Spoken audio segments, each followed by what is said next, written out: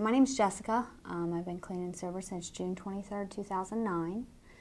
So this past June I celebrated 8 years clean, which is a pretty big deal because I really didn't think it was possible before. So I guess a little bit of backstory. I like to focus my recovery on the positives and what's going on. So I only like to give a little bit of back history. But so when I was growing up, I was raised in a very great home. I never wanted for anything. But I had two parents that used. So I had two parents that both had gone through addiction. Luckily, my mom got sober when I was I was 4, and my dad got sober when I was 14. So I was able to see that recovery is possible. Although I didn't think I had an issue at that time. So it was kind of like this little thing that was planted in the back of my head while it was going on. But throughout my life, drugs and alcohol were kind of normalized to a certain extent. Almost every holiday involved alcohol. 4th of July was always a big event. Memorial Day, Labor Day, surrounding voting with alcohol, everything had alcohol involved. And so it only makes sense that I was drawn to alcohol, and it was pretty normalized. So, you know, it was so normalized I even got many bottles of alcohol in my stocking at Christmas. So, you know, about 14, I started really experimenting with other substances. And so I started mainly with alcohol and pot. I started smoking daily whenever I got a job at 15 and a half. And it was kind of known within my family, but nobody really said anything about it because it was kind of normalized. There would be little hints that were dropped by my parents, but nothing was really an issue until I decided to go to college and I was getting financial aid. And they said, hey, if you get caught with a drug charge, you're going to lose your financial aid, and here goes any opportunity of us helping you with college. And so they decided, you know, you need to stop smoking pot. It's illegal. So what do? What any normal addict would do. I started drinking. And I started drinking more often, and I would make up lies and reasons why I couldn't come home and things like that. But really it was because I needed to fill something. I had this restlessness. I don't really know how else to explain it besides I'd wake up in the morning and there was someplace I had to be. There was something out there. I had to go find out what was going on. It was like this desire for a rush to get out there and go see what I could discover for that day. And it wasn't necessarily like go discover a hobby, which would have been a great idea. But it was, let's go discover who's partying today. What can I get into? Can alcohol be involved? Can drugs be involved? Whatever that could have been. So about 16, I was definitely partying every night. Every weekend. I was still drinking thereafter, and I was hiding pot. Definitely was trying to hide it. And so things started getting worse. I wasn't really going to school as often as I should. At this point in time, luckily, I was in college for post-secondary school, and I was dropping out of school and withdrawing before the deadline, and so I would make up my grades for my parents so they didn't know, and unfortunately, that caused me to drop out of school. So I was about 18 when I dropped out of college. I had graduated high school, which was awesome. But, you know, I had this push from everybody saying you need to go to college, you need to go to at least get a bachelor's degree, but if you want to go on further than that, you need to. And I had all these demands because I was brought up in a great family. But I wanted to bypass all of that. I had my own desires. I knew what I wanted, and that was to go hang out with people and figure out what was going on, what was the cool thing at the time. And so I guess I was about 19 years old, and you know, my parents had split up, and so I was living with my dad, who was often away doing trips for like 2 weeks at a time out in Sturgis and things. And so I would have parties, and everybody knew they could come to my house. So the cops had been watching us for a while then. There was a lot of underage drinking, and they knew that. But they didn't really say anything until the very last night that we were having a party. and they kicked our doors in. And so at that point in time, I was forced into treatment. It was an ultimatum by the judge. It was an ultimatum by my parents. My whole family was disappointed in me because it was on the news. I had family members in Kentucky calling, saying, "Hey, I saw your house on the news. What's going on? What happened with Jess?" So that shame and that guilt I just shoved. I was told to go to treatment, and I did. So I went to IOP 3 times a week, 3 hours each time, and I stayed clean, but I faked it. So what I did was I went to treatment, and I didn't use, but I still hung out with the same people. I would ask my friends, just let me roll that for you. Let me break it up for you. I was still testing the waters. I was doing everything that I should not have been doing, but I was staying clean. And I thought, you know what, I'm proving a point. And I stayed clean for 93 days, and I celebrated graduating IOP by getting drunk. And that's insanity. That's not normal. But I didn't see that at the time, because everybody I surrounded myself with was doing the exact same thing. Everybody was drinking as much as I was. And if you weren't, I had to get a new group of friends because I couldn't look awkward.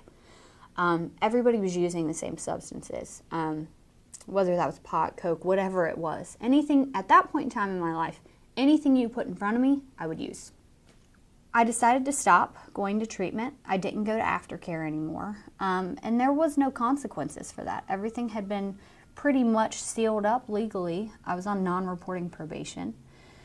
And then the charges kept coming because I kept doing the same stuff. I kept getting underage consumptions. I kept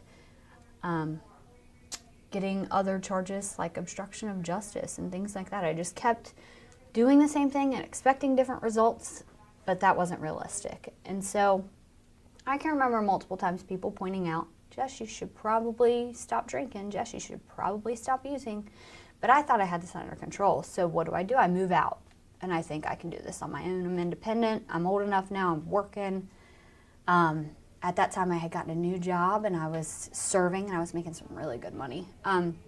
But you would have never known that because I could never pay my rent. I could never pay electric. We barely had food. It was mostly ramen noodles and Kool-Aid. Our house was like, I had a roommate. My apartment was really disgusting, honestly. And I had sheriffs showing up at my door, and I had just not a healthy living environment. And so it happened pretty quickly. 8 months after I decided to go back out and use after treatment, I had hit my bottom. I was 20 years old, and I woke up in the Claremont Mercy Psych Unit. At night before, I had gone out with a bunch of friends.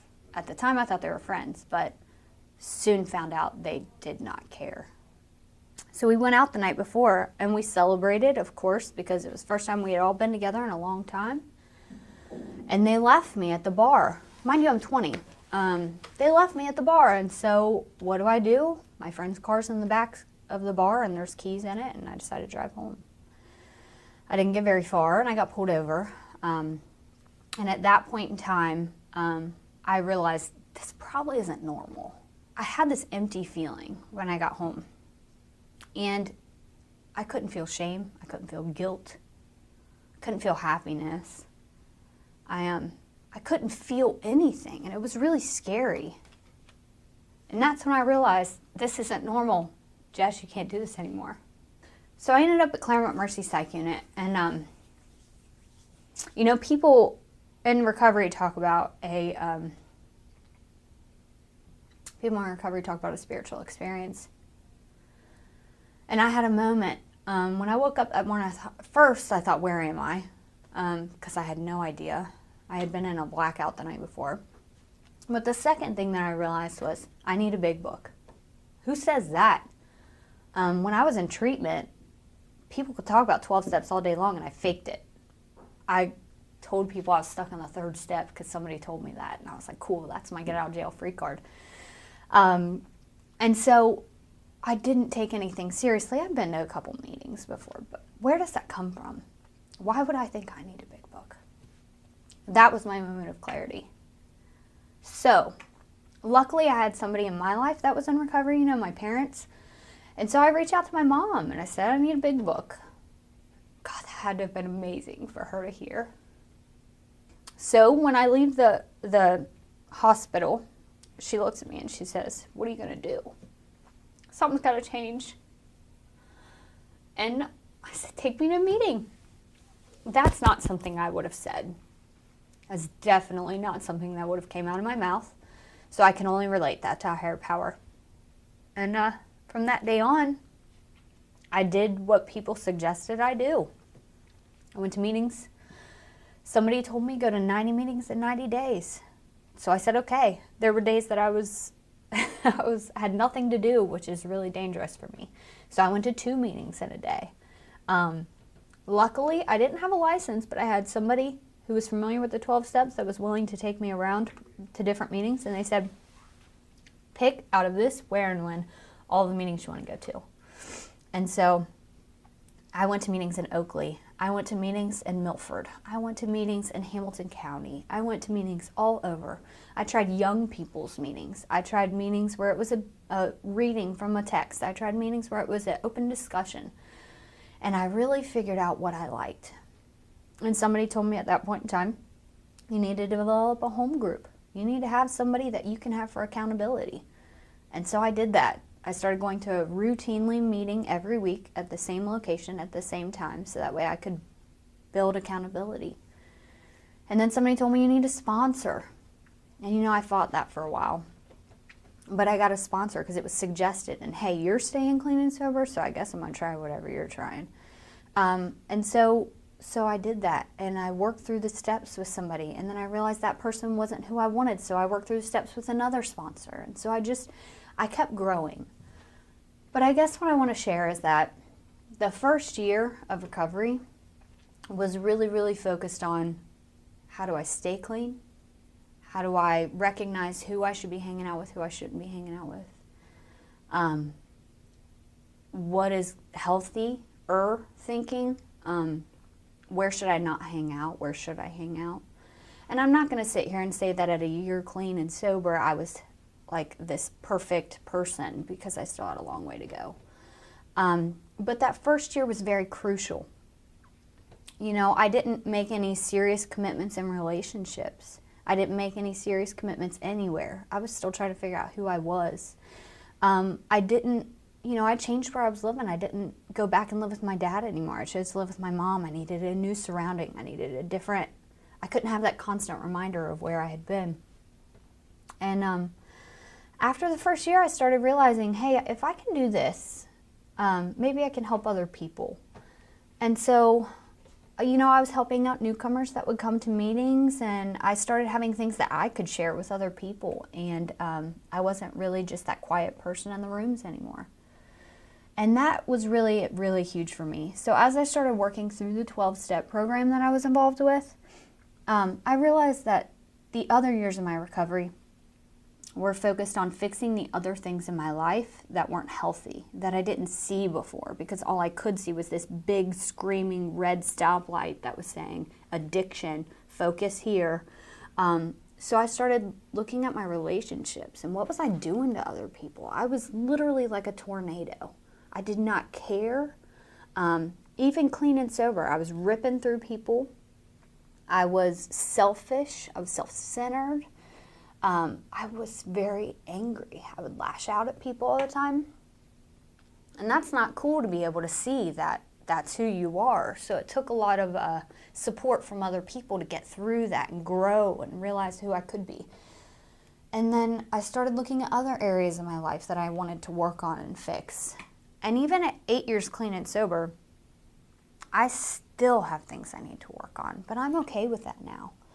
I'm learning that as I peel back a certain layer, there's other stuff going on, and that's okay with me. I'm not going to be this perfect person ever, but today at least I feel stuff.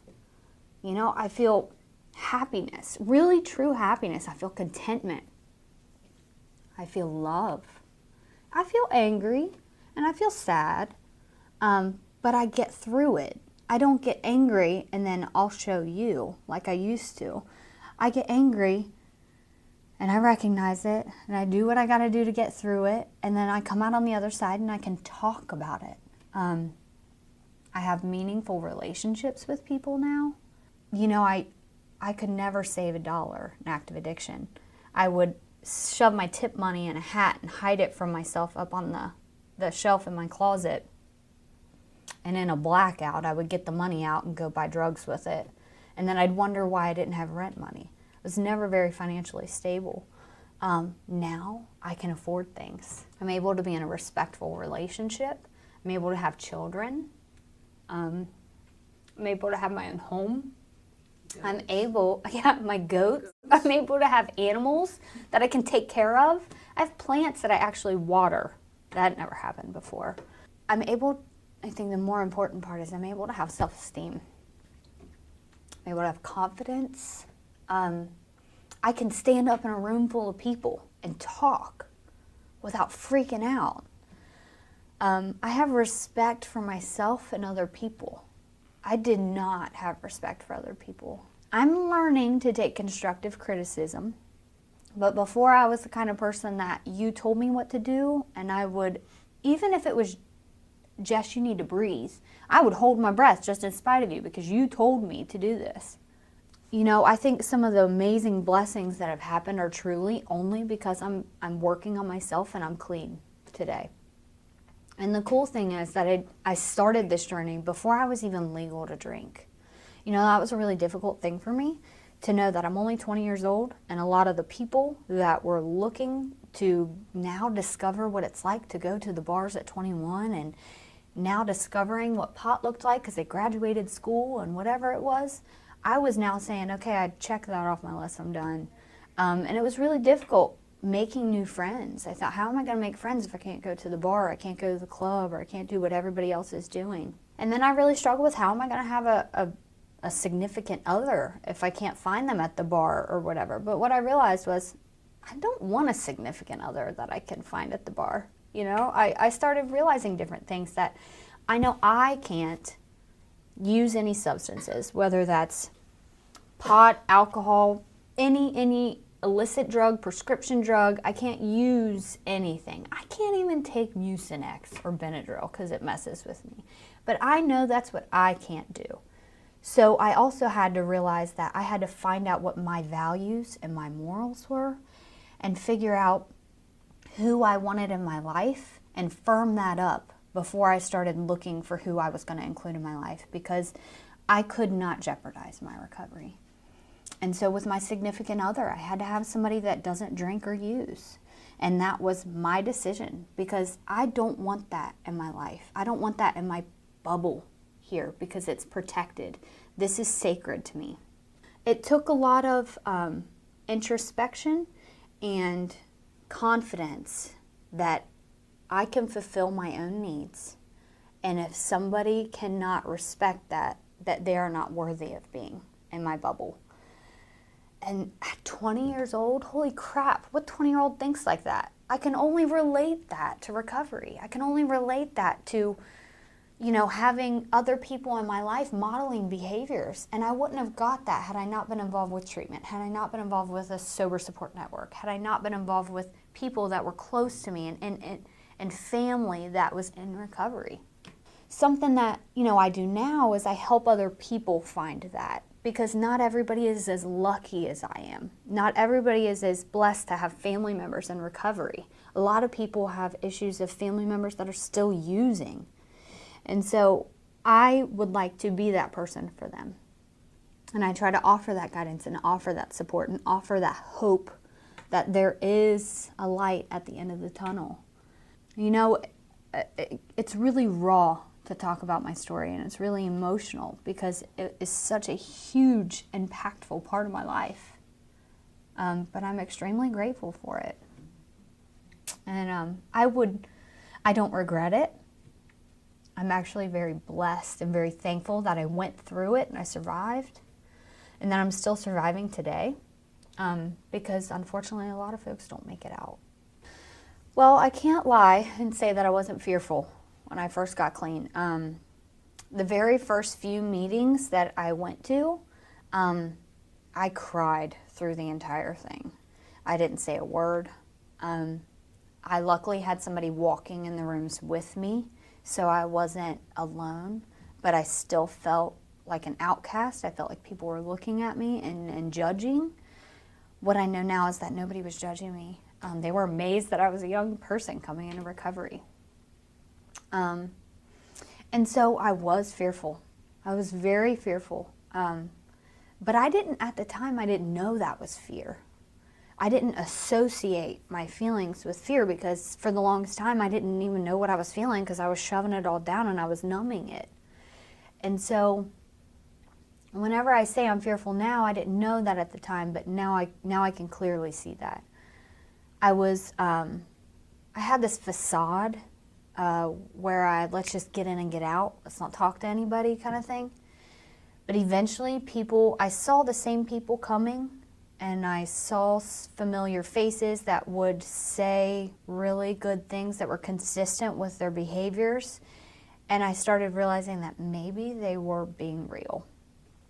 And that bought in a little bit to me, and then I started opening up a little bit more, and then I started feeling more comfortable. And it didn't happen overnight, but the suggestion of going 90 meetings in 90 days is what was suggested to me. That process, I think, truly worked for me because it allowed me to stay consistent enough to see it. You know, in the program they tell me, stick around till you see the miracle happen. But miracles are happening all the time. You know, miracle that I was able to stay clean and sober. Miracle that I'm able to get up and move forward every day and not have to worry about this void inside of me being filled.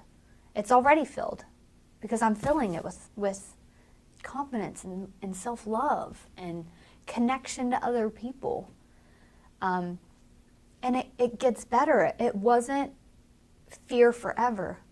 It transitioned without me even noticing it. I just showed up and did the work. I just took suggestions. I just listened to what people told me to do. You know, there's a reason that the program I chose has been around for 80, 90 years, because it works for people if they choose to go through the process.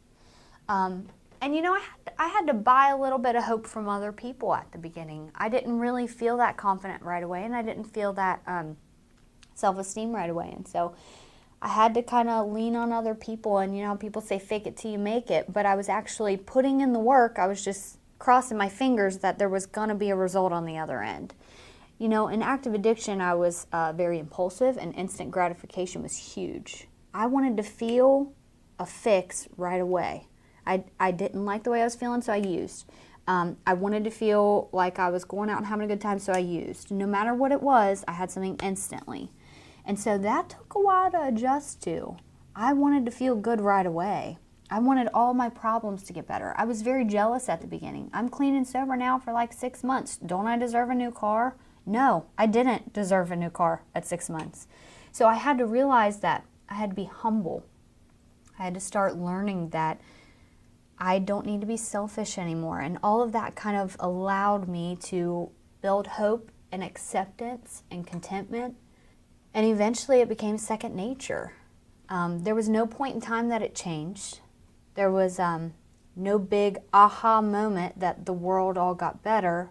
But I started being more aware, and I would catch things that people said happened in their lives. And I'm like, wow, I realize that's happening in mine, or I look back and it happened in mine. So, I mean, there's hope.